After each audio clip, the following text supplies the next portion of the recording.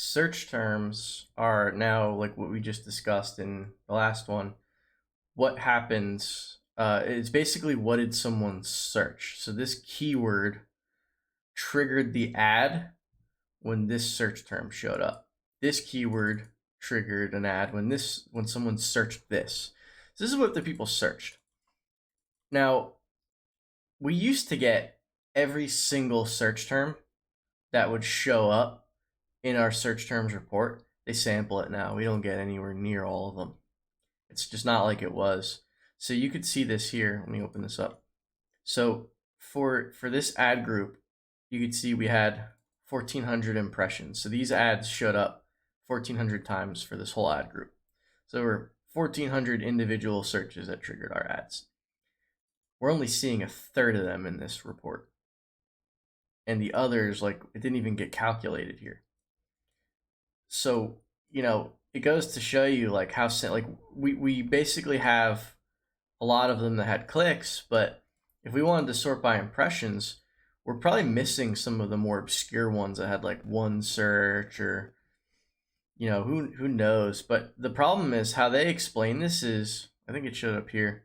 Yeah, only used by a significant number of people to search.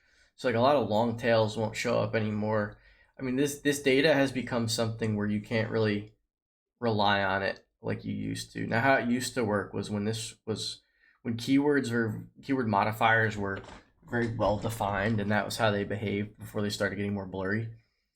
You used to be able to pull the search terms report, run all these pivot tables, all this stuff, basically calculate what your keyword bids needed to be. Like you could do all this stuff with a Python script.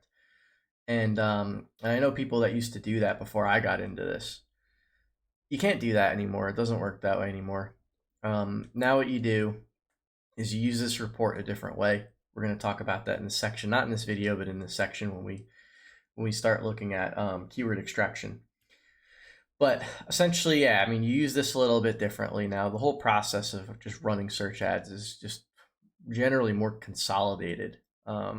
So it's very interesting. There's a lot more reliance on Google's machine learning technology, and for better or for worse, we just have to figure out how to use it for better, and that's just how this works now. So basically, with search terms, like I said, these are what people searched, and this is the keyword related to that search. So you'll typically find a lot of your day going back and forth between these two reports and just figuring out how to make optimizations. And we're going to be looking through that. But what's interesting about search terms is there's still a lot.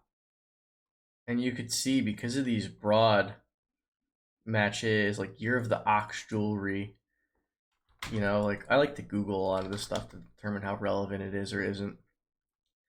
So this maybe isn't super relevant, but it could still trigger a sale. So let's see. I know this. We have one sale. So someone actually searched Zodiac bracelets, which was a close match of one of my exact keywords. It got a sale. So this is pretty good. We'll actually use this for the keyword extraction section of this section.